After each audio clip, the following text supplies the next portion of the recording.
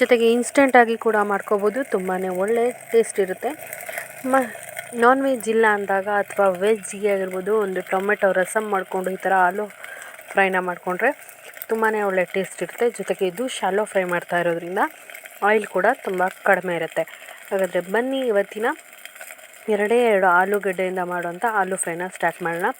ಇದನ್ನು ನೀವು ಸ್ನ್ಯಾಕ್ಸ್ ಆಗಿ ಕೂಡ ಯೂಸ್ ಮಾಡ್ಬೋದು, ಟೀ ಟೈಮ್ಗೆ ಅಥವಾ ಲಂಚ್ಗೆ ಸೈಡ್ಸ್ ಆಗಿ ಕೂಡ ಯೂಸ್ ಮಾಡ್ಬೋದು. ಹಾಗಾದರೆ ಬನ್ನಿ ಇವತ್ತಿನ ಆಲೂ ಫ್ರೈನ ಶುರು ಮಾಡೋಣ. ಅದಕ್ಕೂ ಮೊದಲು ನೀವು ಇದೇ ಫಸ್ಟ್ ಟೈಮ್ ನನ್ನ ಚಾನಲ್ನ ನೋಡ್ತಾ ಇದ್ದರೆ ಪ್ಲೀಸ್ ಸಬ್ಸ್ಕ್ರೈಬ್ ಆಗಿ, ಹಾಗೆ ಪಕ್ಕದಲ್ಲಿರುವಂಥ ಬೆಲ್ ಐಕನ್ನ ಕೂಡ ಒತ್ತಿ. ಅದರಲ್ಲಿ ಆಲ್ ಅನ್ನೋದನ್ನ ಒತ್ತೋದ್ರಿಂದ ನಾನು ಹಾಕುವ ಹೊಸ ರೆಸಿಪಿ ವಿಡಿಯೋಗಳು ನಿಮಗೆ ನೋಟಿಫಿಕೇಷನ್ ಮೂಲಕ ಬಂದು ಸೇರುತ್ತೆ. ಆಗ ನಾನು ಹಾಕುವ ಎಲ್ಲ ರೆಸಿಪಿ ವಿಡಿಯೋಗಳನ್ನು ಹಾಕಿದ ಕೂಡಲೇ ನೀವು ನೋಡ್ಬೋದು. ಹಾಗಾದರೆ ಬನ್ನಿ ಇವತ್ತಿನ ರೆಸಿಪಿನ ಶುರು ಮಾಡೋಣ. ಮೊದಲಿಗೆ ನಾನಿಲ್ಲಿ ಸುಮಾರು 2 ಆಲೂಗಡ್ಡೆಗಳನ್ನು ಸ್ಲೈಸ್ ಥರ ಮಾಡ್ಕೊಂಡಿದ್ದೀನಿ. ಚಿಪ್ಸ್ ಸ್ಲೈಸ್ ಥರ ಅಲ್ಲ, ಸ್ವಲ್ಪ ದಪ್ಪದಾಗಿ ಸ್ಲೈಸ್ ಥರ ಮಾಡ್ಕೋಬೇಕು. ನೋಡಿ, ಈ ಥರ ಇಷ್ಟು ದಪ್ಪದಾಗಿ ಸ್ಲೈಸ್ಗಳ ಥರ ಮಾಡ್ಕೊಂಡಿರಬೇಕಾಗತ್ತೆ. ಇಷ್ಟು ದಪ್ಪ ಇರಬೇಕು. ತುಂಬ ತೆಳ್ಳಗೆ ಆದರೆ ಅಷ್ಟು ಚೆನ್ನಾಗಾಗೋದಿಲ್ಲ ಫ್ರೈ. ಹಾಗಾಗಿ ಆದಷ್ಟು ಇಷ್ಟು ದಪ್ಪದಾಗಿ ಕಟ್ ಮಾಡಿಕೊಂಡ್ರೆ ಸಾಕು. 2 ಆಲೂಗಡ್ಡೆ ನಾನು ಕಟ್ ಮಾಡಿರೋದು. ಎಷ್ಟೊಂದು ಆಲೂಗಡ್ಡೆಗಳು ಸಿಕ್ಕಿದೆ ಅಂತ ನೋಡಿ. ಈ ಥರ ಕಟ್ ಮಾಡಿದ ಮೇಲೆ ಒಂದು 10 ನಿಮಿಷ ಸ್ವಲ್ಪ ಉಪ್ಪನ್ನು ಹಾಕಿಬಿಟ್ಟು ನೀರಿನಲ್ಲಿ ನೆನೆಸಿಡಿ. ಯಾಕೆಂದರೆ ಆ ಆಲೂಗಡ್ಡೆಯಲ್ಲಿ ಇರೋವಂಥ ಒಂಥರ ವೈಟ್ನೆಸ್ ಹೋಗಿರುತ್ತೆ. ಆಗ ನಾವು ಹಾಕುವಂಥ ಮಸಾಲೆ ಚೆನ್ನಾಗಿ ಅಬ್ಸರ್ವ್ ಮಾಡುತ್ತೆ. ಹಾಗಾದರೆ ಬನ್ನಿ, ಹಾಗೆ ಒಂದು ಮಿಕ್ಸಿ ಜಾರ್ನ ತೊಗೊಳ್ಳಿ. ಮಿಕ್ಸಿ ಜಾರ್ನ ತೊಗೊಂಡು ಅದಕ್ಕೆ ಸುಮಾರು 1 ಇಂಚ್ ಆಗೋಷ್ಟು ಶುಂಠಿ ಹಾಗೆ 1 ಬೆಳ್ಳುಳ್ಳಿನ ಹಾಕ್ಕೊಳ್ಳಿ. ಈ ಥರ ಬಿಡಿಸ್ಬಿಟ್ಟು ಹಾಗೆ ಒಂದು ಸ್ವಲ್ಪ ಅರಿಶಿಣದ ಪುಡಿನ ಹಾಕ್ಕೊಳ್ಳೋಣ. ಅರಿಶಿಣದ ಪುಡಿನ ಹಾಕಿದ ನಂತರ ಸ್ವಲ್ಪ ಜೀರಿಗೆ ಹಾಗೆ ಖಾರಕ್ಕನುಸಾರವಾಗಿ ಖಾರದ ಪುಡಿನ ಹಾಕ್ಕೊಳ್ಳಿ. ನಾನಿಲ್ಲಿ ಸುಮಾರು 1.5 ಸ್ಪೂನ್ ಆಗೋಷ್ಟು ಹಾಕ್ಕೊಂಡಿದ್ದೀನಿ. ಹಾಗೆ ಸ್ವಲ್ಪ ಕೊತ್ತಂಬರಿಯನ್ನು ಹಾಕ್ಕೊತಾ ಇದ್ದೀನಿ, ಸುಮಾರು 1 ಸ್ಪೂನ್ ಆಗೋಷ್ಟು. ಹಾಗೆ ಸ್ವಲ್ಪ ಹುಣಸೆ ಹಣ್ಣು, ಒಂದು ಸಣ್ಣ ನಿಂಬೆಹಣ್ಣು ಗಾತ್ರದಷ್ಟು.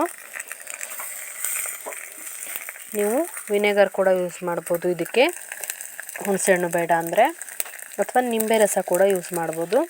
ಇದನ್ನು ನುಣ್ಣಗೆ ರುಬ್ಕೊಂಬರೋಣ.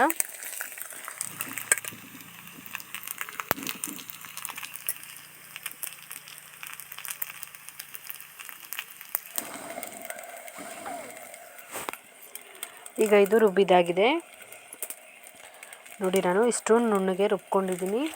ಇಷ್ಟು ನುಣ್ಣಗೆ ರುಬ್ಕೊಂಡ್ರೆ ಸಾಕಾಗುತ್ತೆ. ಈಗ ಇದನ್ನು ಒಂದು ಪಾತ್ರೆಗೆ ನಾವು ತಕ್ಕೊಳ್ಳೋಣ. ಒಂದು ಬೇಸನ್ಗೆ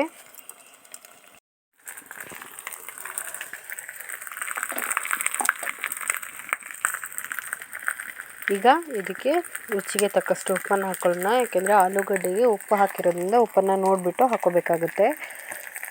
ಎಷ್ಟು ಬೇಕಾಗುತ್ತೆ ಅಂತ ನೋಡಿಕೊಂಡು ಉಪ್ಪನ್ನು ಹಾಕ್ಕೊಳ್ಳಿ.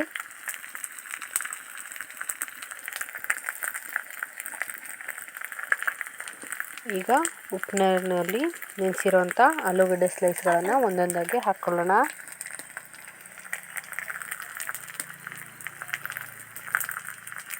ಈ ಥರ ನೀರಿಂದ ತೆಗೆದುಬಿಟ್ಟು ಹಾಕ್ಕೊಳ್ಬೇಕು ಒಂದೊಂದಾಗಿ.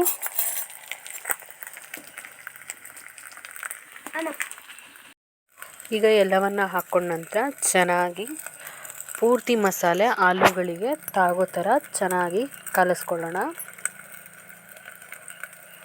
ಚೆನ್ನಾಗಿ ಒಂದು 2 ಸೆಕೆಂಡ್ ಕಲಿಸ್ಕೋಬೇಕು. ಒಂದು ಸೀಕ್ರೆಟ್ ಟಿಪ್ ಇದೆ ಫ್ರೆಂಡ್ಸ್, ಫುಲ್ ವಿಡಿಯೋ ನೋಡಿ, ಆಗ ನಿಮಗೆ ಕ್ಲಿಯರಾಗಿ ಗೊತ್ತಾಗುತ್ತೆ ಎಷ್ಟು ಚೆನ್ನಾಗಿದೆ ಅಂತ. ಚೆನ್ನಾಗಿ ಒಂದು 2ರಿಂದ 3 ನಿಮಿಷ ಮಿಕ್ಸ್ ಮಾಡ್ಕೊಳ್ಳಿ. ಆಗ ಮಸಾಲೆ ಚೆನ್ನಾಗಿ ಆಲೂಗೆ ತಗೊಳ್ಳುತ್ತೆ.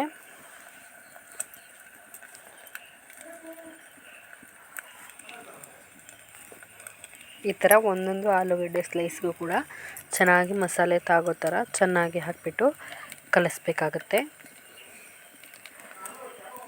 ಈಗ ಕಲಸಿದ ನಂತರ ಸುಮಾರು ಒಂದು 10 ನಿಮಿಷ ರೆಸ್ಟಿಗೆ ಬಿಡಿ. ಅದನ್ನು ನೀವು ದೋಸೆ ತವಾ ಬಿಸಿ ಮಾಡುವಷ್ಟರಲ್ಲಿ ಅದು ರೆಸ್ಟ್ ಆಗಿರುತ್ತೆ. ತುಂಬಾ ಟೇಸ್ಟಿ ಸ್ಪೈಸಿಯಾಗಿ ಇರುತ್ತೆ ಫ್ರೆಂಡ್ಸ್. ಒಂದು ಸಲ ಮನೇಲಿ ಪಕ್ಕಾ ಟ್ರೈ ಮಾಡಿ. ಇದೇ ಫಸ್ಟ್ ಟೈಮ್ ನನ್ನ ಚಾನಲ್ನ ನೋಡ್ತಿದ್ರೆ ಪ್ಲೀಸ್ ಸಬ್ಸ್ಕ್ರೈಬ್ ಮಾಡಿ. ಹಾಗೆ ಪಕ್ಕದಲ್ಲಿರುವಂಥ ಬೆಲ್ ಐಕನ್ನ ಕೂಡ ಒತ್ತಿ. ಅದರಲ್ಲಿ ಆಲ್ ಅನ್ನೋದು ಒತ್ತೋದ್ರಿಂದ ನಾನು ಹಾಕೋ ಹೊಸ ಹೊಸ ರೆಸಿಪಿ ವಿಡಿಯೋಗಳು ನಿಮಗೆ ನೋಟಿಫಿಕೇಷನ್ ಮೂಲಕ ಬಂದು ಸೇರುತ್ತೆ. ಇಲ್ಲಿ ನಾನು ಅಕ್ಕಿ ರವೆಯನ್ನು ತೊಗೊಂಡಿದ್ದೀನಿ. ನೀವು ಅಕ್ಕಿ ರವೆ ಬದಲಿಗೆ ಗೋಧಿ ರವೆ ಅಥವಾ ಮಾಮೂಲಿ ದೊಡ್ಡ ರವೆ ಕೂಡ ಯೂಸ್ ಮಾಡ್ಬೋದು. ಈಗ ಒಂದು ದೋಸೆ ಕಾಳನ್ನ ನಾನು ಒಲೆ ಮೇಲೆ ಬಿಸಿ ಮಾಡೋದಕ್ಕೆ ಇಟ್ಟಿದ್ದೀನಿ. ಹಾಗೆ ಎಣ್ಣೆ ಕೂಡ ಹಚ್ಕೊಂಡಿದ್ದೀನಿ. ಚೆನ್ನಾಗಿ ತವಾ ಬಿಸಿ ಆಗಲಿ. ನೋಡಿ 10 ನಿಮಿಷ ಆಗಿದೆ. ಎಷ್ಟು ಚೆನ್ನಾಗಿ ಆಲೂಗಡ್ಡೆ ನೀರನ್ನು ಬಿಟ್ಟಿದೆ ಅಂತ. ಈ ಥರ ನೀರು ಬಿಟ್ಟರೆ ಮಸಾಲೆ ಚೆನ್ನಾಗಿ ಅಬ್ಸರ್ವ್ ಮಾಡ್ಕೊಂಡಿದೆ ಅಂತ ಫ್ರೆಂಡ್ಸ್. ತುಂಬಾ ಚೆನ್ನಾಗಿ ಅಬ್ಸರ್ವ್ ಮಾಡ್ಕೊಂಡಿದೆ ಮಸಾಲೆನ. ಈ ಥರ ಮಸಾಲೆ ನೀರಿನಲ್ಲಿ ಮತ್ತೊಂದು ಸಲ ಡಿಪ್ ಮಾಡಿ, ರವೆಯಲ್ಲಿ ಇನ್ನೊಂದು ಸಲ ಡಿಪ್ ಮಾಡಿ, ಈ ಥರ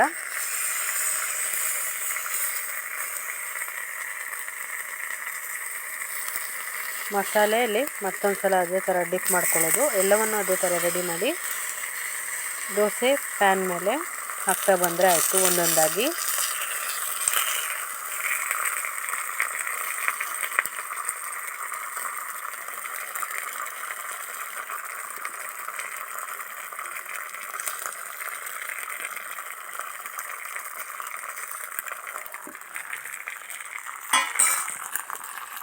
ಇದೇ ಥರ ಎಲ್ಲವನ್ನು ಹಾಕ್ಕೊಳ್ಳೋಣ.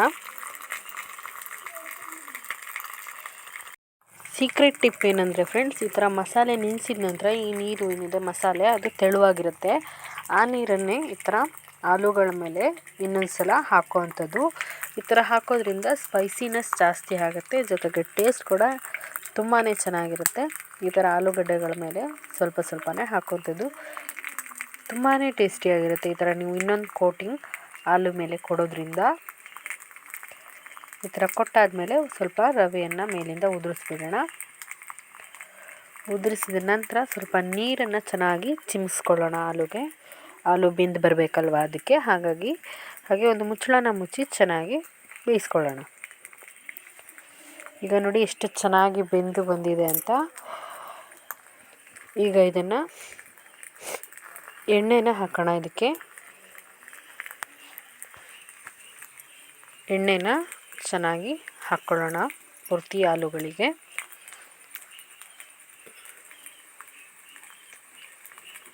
ಈ ಥರ ಎಣ್ಣೆಯನ್ನು ಪೂರ್ತಿಯಾಗಿ ಹಾಕಿಬಿಟ್ಟು ಒಂದೊಂದಾಗಿ ಆಲೂಗಳನ್ನು ತಿರುಗಿಸ್ಬಿಟ್ಟು ಹಾಕ್ಕೊಳ್ಳೋಣ. ಆಲೂ ಫ್ರೈಗಳನ್ನು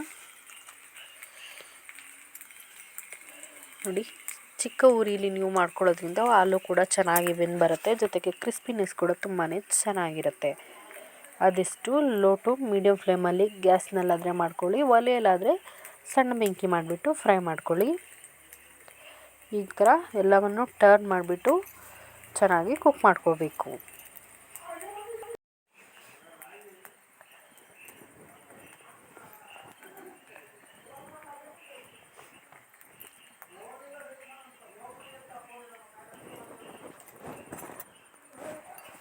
ಎಲ್ಲವನ್ನು ಟರ್ನ್ ಆದ ನಂತರ ಇನ್ನೊಂದು ಸಲ ನೀರನ್ನು ಚಿಮುಕ್ಸ್ಬಿಟ್ಟು